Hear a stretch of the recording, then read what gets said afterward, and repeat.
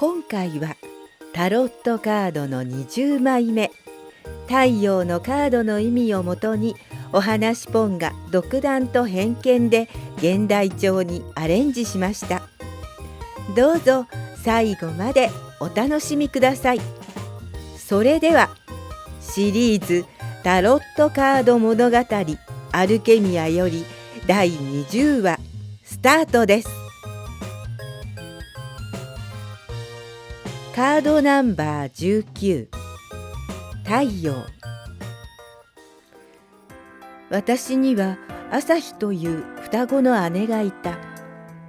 姉と私はとても仲のいい姉妹だった。いつでもどこに行くにも一緒。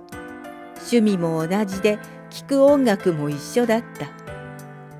小さな頃から2人で並んで絵を描いては母に見せていたが、描いている絵を隠しながら描いても結局同じものを描いていた。そんなものだから仲良しの友達というのができなかった。2人でいれば楽しいし、別の子が入ってくると邪魔だとさえ思えた。それほど仲のいい姉妹である私の名前は夕日。朝日が先に生まれ、追いかけるように私が生まれたそうだ。朝日と夕日、名前以外はすべてが同じである私たちは決して離れることはないと思い込んでいた。高校生になった頃、私たち姉妹はイラストレーターになりたいと夢を持ち始めた。そのために大学は美術系を狙い、必死に勉強したことで2人揃って合格することができた。大学を卒業したらどこかの会社に就職するよりもクライアントを自分たちで探し、在宅で仕事ができたらいいと話していた。そしてその夢は着実に現実のものへと進み始めた。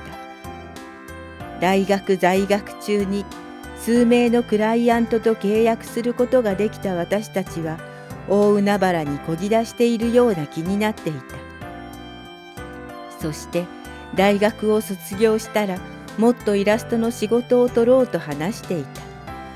けれど現実はそんなに甘いものではなく、大学時代に契約したクライアントも契約期間が過ぎると離れていき、新たなクライアントを探してもなかなか見つかるものではなかった。あちこちのサイトに登録して仕事を探したりもした。しかし手にできるお金は数千円。親に養ってもらいながらの生活で、就職しろと親に言われながらの日々だった。大学を卒業して1年が過ぎた頃、私たちにもいい風が吹いてきた。というのも、ある出版社から挿絵を描いてほしいと依頼があったのだ。私たちは飛びつくようにこの仕事を受けることにした。そして2人揃って出版社に挨拶に行くと、双子なのかと驚かれたりもしたが、双子であるためインパクトが強かったようで、難なく仕事が決まった。もちろん2人でやっているからといって2人分の契約金が入るはずもなかったが、仕事の速さでは他のイラストレーターには真似できないことだった。これで出版社とのコネがつけばきっとメジャーになれる。その思い通り仕事は次々に入ってきた。いくつもの案件をこなしていたある日、打ち合わせがしたいからと言われ、出版社まで出向くことになった。できれば外出は控えたかったが、出版社に来いと言われたら新人のイラストレーターとしては行かなくてはならない。ただこの時、私はひどい風邪をひき、熱にうなされていたのだった。風邪を押してまで行くこともないし、2人で作業をしているのだから1人が行けばいいだろうと、朝日が1人で出版社に出向いた。これが運命を分けることになるとは気づきもせずに。午前中は太陽も出ていて穏やかないい天気だった。ところが午後になるとだんだんと雲が出てきて、天気予報が見事に外れたことを教えてくれた。しかし朝日は車で動いているのだし、雨が降ったところで大丈夫だろうと思っていたのだが、どうしたことか3、4時間もすれば帰ってくるはずが、何時間経っても帰ってこなかった。外は嵐かと思うほどの雨と風。どうして帰ってこないのだろうか、わけのわからない不安が私を襲った。けれど高熱のため起きてはいられない状態の私はいつの間にか意識を失っていたらしい。すると夢の中に朝日が現れた。朝日は体から血を流し、痛い痛いと泣いていた。どうしたのと必死に声をかけるが、痛いというだけで苦しそうだ。場面が変わると朝日が部屋にいた。いつものようにパソコンに向かってイラストを描いているのだ。夢の中の私はさっきまでのことを忘れているのか、それとも覚えていないのか。いつものように隣の椅子に座ると朝日に声をかけた。このイラストの髪色どうする？しかし隣にいた朝日は悲しそうに私を見ているのだ。どうしたの？そう聞くと、イラストレーターになるのが夢だったのに、もう続けることができないよ。そう言って泣くのだ。なんで続けられないのかとさらに聞くと、私はもう仕事ができないから。夕日、あなたは私がいなくなっても夢を諦めないでね。私の分も頑張って必ずメジャーなイラストレーターになってね。その言葉は悲しみと苦しさと辛さでいっぱいだった。お願い、私の分も有名になって必ず2人の夢をつかんでね。そこまでで私は目を覚ました。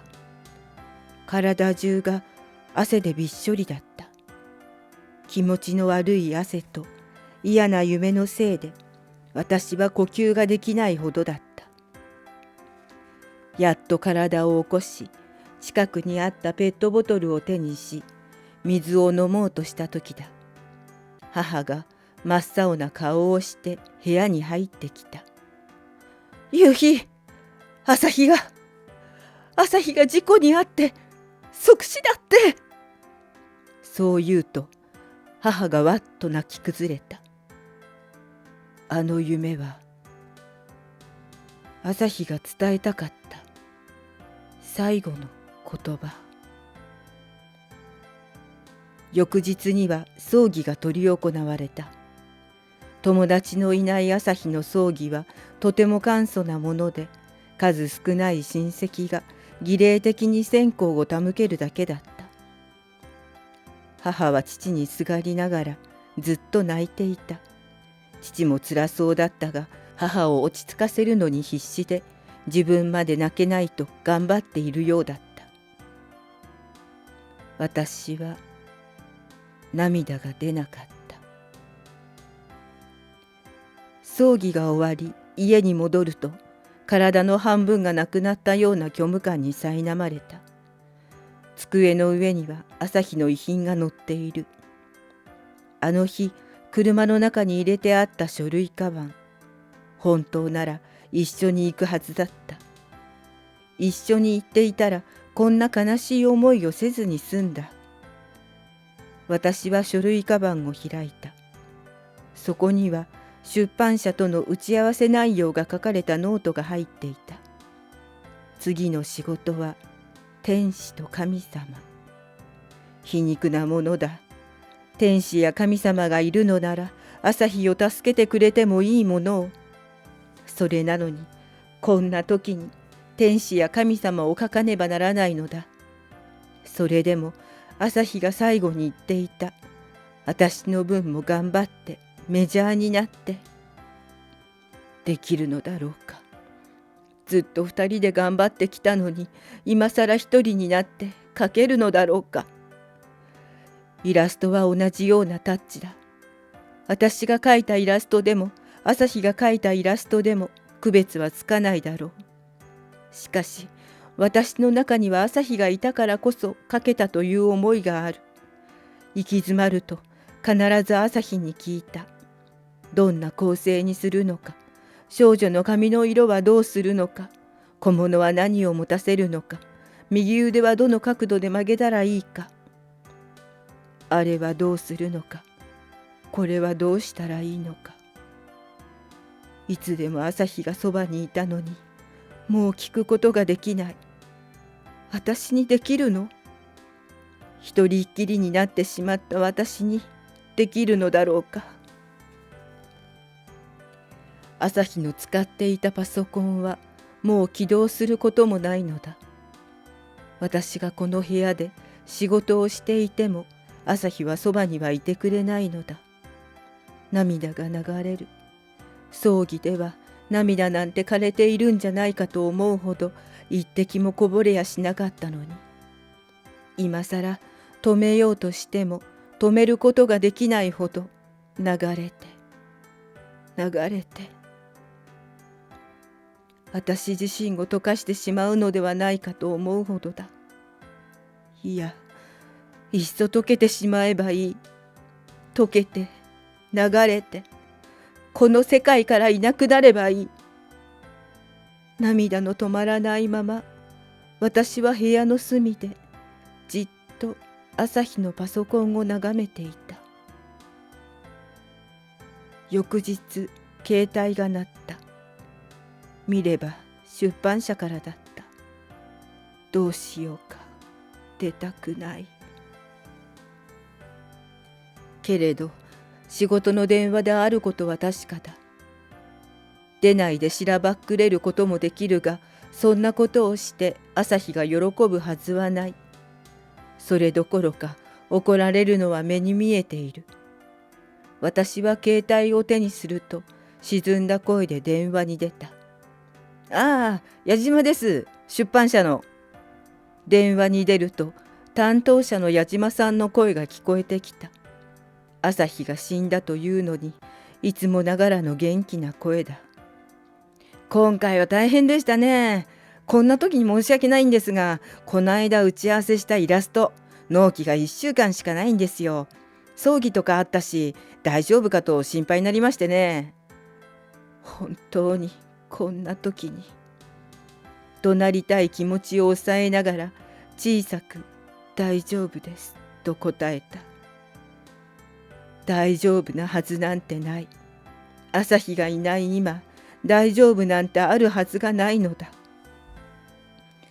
今回の天使と神様のイラストね、朝日さんが大乗り気でね、納期が納期だから大丈夫かと思ったんだけど、朝日さんがぜひやらせてくださいって言ったもんだから、こっちとしてもできるだけ新人さんが伸びるようにしてあげたいしね。だから上に無理を言ってこの仕事を回したんですよ。まさか間に合わないとかないですよね。というか大丈夫だよね。お宅も一人欠けてももう一人がいるし、いつも二人でやってきたんだから心配することもないんだけどね。怒りが湧いた。言うにこと書いて、なんてことを言ってるんだ。確かに二人で書いてはきたし、一人欠けても問題はないと思うだろうが、一人欠けるということがどれほどのことか。けれど担当者の朝日さんが大乗り気だったというのを聞いて、私は何が何でもやり遂げないとダメだと思った。電話を切ると私は普段着に着替えてパソコンに向かった。何も考えない。無心になってとにかくペンを動かした。書いては消して書いては消して、紙の色はどうしたらいいのかわからない。羽はどうやって描いたらきれいに見えるのかわからない。朝日ならきっといいアイデアをくれたはずだ。でも私だってできる。朝日がいないのだから、これからは朝日の分も頑張らないとならないのだから。ベッドで眠ることもなく、眠くなると椅子に座ったまま仮眠を取った。とにかく目が開いているときはひたすらペンを握り続けた。こうして描き上げた天使と神様のイラストは納期に遅れることもなく出版社に納品することができたのだった。それからも出版社からの依頼は続いた。だが半年もした頃、担当者が変わると連絡があった。この頃には私もだいぶ一人で仕事ができるようになっていたし、なんとかメジャーにならないと朝日の夢を実現できないと思うようになっていた。取れる仕事は何でも取る。やれることは何でもする。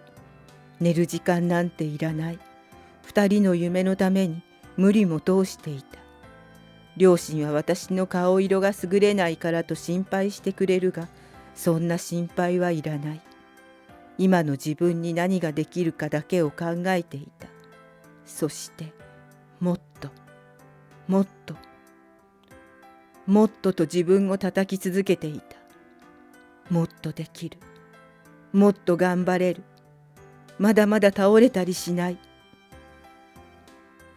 そんな時、出版社から電話があった。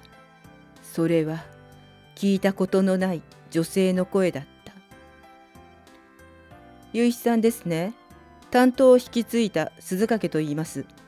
今後は私がすべて担当しますのでよろしくお願いします。ところで、結一さんのイラストを見せていただいたんですが、ちょっとご挨拶もしたいので、顔合わせついでに打ち合わせをさせていただきたいのです。それで、一度こちらに来ていただけませんか？いただけませんかと言われて、嫌ですよなんて言えない。結局、私は電車を乗り継ぎ、出版社へと向かった。外の空気は春を告げている。もう春だったんだ。季節が変わっていたことすら気がつかず、ひたすらペンを握り続けてきた。朝日と一緒だったら季節を感じないことなんてなかったのに。行き詰まると散歩がてらに近くのカフェに出かけたり、公園にブランコを乗りに行ったりした。一人でそんなことをしてもちっとも楽しくなんてないし、気分転換にもならない。だから朝日がいなくなってからは季節なんて感じることもなければ、季節が巡ることすら忘れていた。出版社に着くと髪を一つに束ね、黒縁の眼鏡をかけた女性が姿を現した。いかにも仕事ができる女性という感じのちょっときついイメージのある人だ。どうぞ。促されるまま小さな会議室の椅子に座ると、今までのイラスト原画を前に置かれた。電話では失礼しました。鈴掛です。早速ですが、イラストを拝見しまして、ここまではとっても生き生きと描かれているんですが、これ以降タッチが変わったのか、イラストに命が感じられません。何かあったのでしょうか？そう言われて見せられた原画は、生き生きと描かれているのが朝日が生きていた頃のもので、それ以降は一人で描いてきたものだ。そういうことですか。朝日さんが生きてらした頃は、朝日さんが一人で描かれていたんですか？鈴掛さんは失礼だとも思っていないのか、事務的に聞いてきた。いえ、二人で分担して描いていました。そうですか。一人で描くのはきついですか？そんなこと。鈴掛さんの視線が光った。絵を描くのはもちろん好きなんですよね。何を当たり前のことを言っているんだろう。そこまで失礼なことをよく言えるものだ。私はできることならこのまま席を立ち、帰りたいと思った。本音を言えば、この程度の絵なら他の人の方がいいくらいです。え？確かに技術的にはいいんですが、絵に命がないんですよ。だから見ていてもつまらないんですよね。綺麗というだけの絵なら誰でも描けるんです。このままの状態が続くのならば、降りていただくこともあるので、そこのところ覚悟してください。そう言うと、鈴掛さんはさっさと原画をまとめると席を立ち、会議室から出て行った。なんてことを言う人だろう。確かに書いていて楽しかったかと聞かれれば、以前ほど楽しいとは思えなくなっている。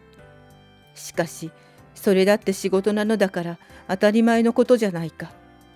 誰だって仕事をしていて楽しいなんて思えるものじゃないはずだ。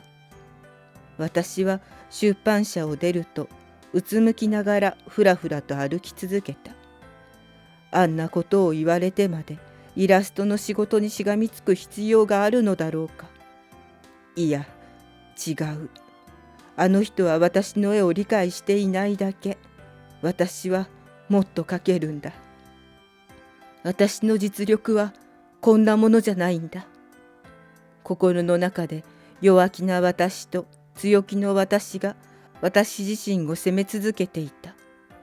その時、道端に小さなテーブルを広げた占い師の女性に声をかけられた。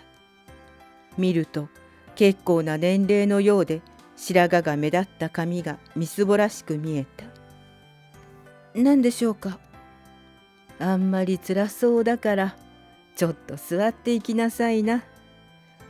占い師の老婆はそう言うと、私に置かれた椅子を指さした。断るつもりのはずが、どうしたことかそこに座り込んでいた。よほど辛いことがあったようね。ただで見てあげるから。そう言うとタロットカードをシャッフルしだした。心の中では、こんなもので占ってもらったところで何が変わるはずもないし、当たるはずもないと思っているのに、私は無言で老婆の手の中で切られていくカードを見つめていた。何があったのかしらね。まあ、あなたにとって大変な状況であることは見たらわかるけど、そう言われて、なぜか今出版社であったことを話していた。朝日が亡くなって一人で二人分を頑張ってきたこと、それがどれほどつらかったか。それなのにあんなことを言われるなんて思ってもみなかったこと。すると老婆は「なるほどね」と言いながらカードをテーブルに並べ出した。あなたは楽しんではいないようね。え？以前は楽しかったんだろうけど、一人になった今、楽しいというよりもお姉さんのためにひたすら頑張ってるんじゃない？確かにその通りだが、これは仕事だ。仕事だから楽しくなくても当たり前だと思ってるのね。何も言っていないのに言い当てられ、驚いたように老婆を見ると、カードは嘘をつかないのよと笑っていた。でもこのままじゃあなたは目標を見失うわね。メジャーになりたいっていうそれだけのために突っ走ってると、結局は自分を見失ってしまうわね。メジャーになれない？私こんなに頑張ってるのに。まあまあ慌てなさんな。じゃあこのカードね。これから先はどうなのかを聞いてみましょう。そう言うと最後のカードをめくった。おやおや、太陽のカードだね。太陽と言われたそのカードは馬に乗る女性の絵だった。その女性と馬を明るく照らしている太陽を持っているのは女神なのだろうか。美しい女性が微笑んでいるのだ。わかったよ。あなたは可能性に満ちた状態で未来の扉は開かれているんだ。望みを放棄することで本当の目的に気づくはずだよ。それはどういう？望みを放棄しろということは、やはりイラストレーターでメジャーになるのは諦めろということなのだろうか。ここで言っている望みを放棄するってのはね、あなたの場合はメジャーになりたいという欲を捨ててごらんってことさ。その欲があんたを縛っているんだよ。だからもっと頑張れると自分をがんじがらめにしてる。その縛りを解いて絵を描くことを心から楽しんでごらん。そうすればいい未来が待ってるよ。老婆はさらに、何事もね、楽しまないと焦ってもうまくはいかないもんだよ。と言って笑った。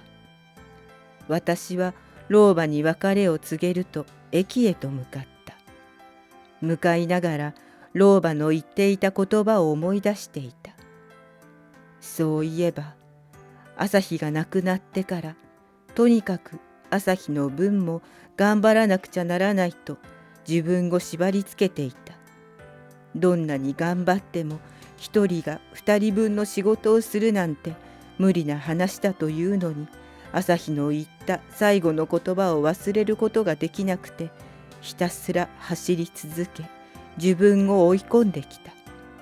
それが間違いだったというのだろうか。だったら老婆の言う通り、私は昔のようにイラストを描くことを楽しんでもいいのだろうか。高校生の頃のように、大学生の頃のように、イラストレーターになることだけを夢見て、毎日描いたものを見ては自己満足に浸っていたあの頃。あの時が一番楽しかった。そうだ、朝日が死んでから私は楽しいなんて思ったことがなかったじゃないか。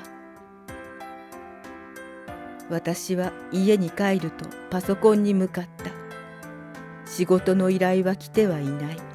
ならば好きなものを書こう。そう考えた私は好きな音楽を聴きながらペンを持つとゆっくりと一本の線を描いた。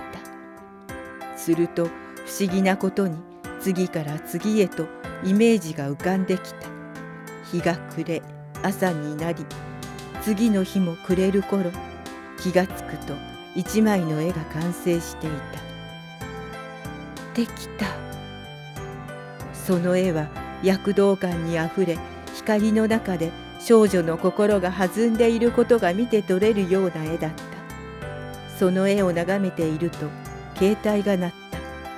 出てみると鈴掛さんだった。嫌だなという思いが湧いたが、返事をしないわけにはいかない。すると返事をした途端言われたのが、イラスト描き上がりましたか？だった。え？何のことでしょうか？依頼は受けていないと思うんですが。どぎまぎしながらそう答えると、鈴掛さんは笑うこともなくこう言った。あそこまで言われて何もしなければ箸にも棒にも引っかからない人でしょうね。ですが夕日さんは書くと思いました。だからそこまで追い込むようなことを言いました。それで完成しましたか？完成したのならメールで送ってください。そういうことだったのかとは思ったものの、これでメールしたらまた文句を言われるのではないかと怖さが先に立った。しかしどんなにひどいことを言われようと、今の自分にできることを私はしたのだ。これで文句を言われるのならば、それはそれで才能がないということだろう。もうそうなったら諦めよう。そう心に決めると、メールに添付してイラストを送った。送ってからすぐに電話の声が聞こえてきた。今確認しました。いいですね。思った通りです。とてもいい絵じゃないですか。一皮むけた感じですよ。本当ですか？打ち合わせの時と真逆の言葉に、夢でも見ているんじゃないかと信じられなかった。本当です。私は嘘や冗談は言わない主義なんです。これからも楽しんで仕事をしてください。それでは早速ですが、次の依頼をさせていただきます。納期は4日後です。褒められたのは嬉しいが、納期が4日後とは。やりますか？私は元気よく、やりますと答えていた。それから5年。まだまだメジャーとは言えないのかもしれないが、私は今も楽しんで仕事をしている。厳しいことを平気で言ってくる鈴掛さんとも相変わらず追い込まれたり褒めてもらったりしているが、私はほんの少し思っている。もしかしたら私は鈴掛さんに朝日を重ねているのかもしれない。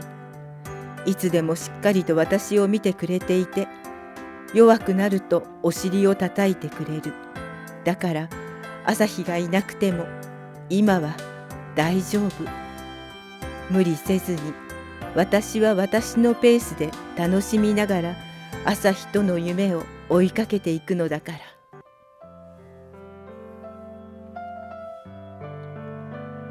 いかがでしたでしょうか。このカードは望みを放棄することによって真の価値ある目的に気づける可能性も示唆しています。また行く手は光に照らされ可能性に満ちた状態であり、未来の展望は大きく開けているとも伝えています。面白かったと思ったらチャンネル登録とグッドボタンをお願いします。それでは次のお話でまたお会いしましょう。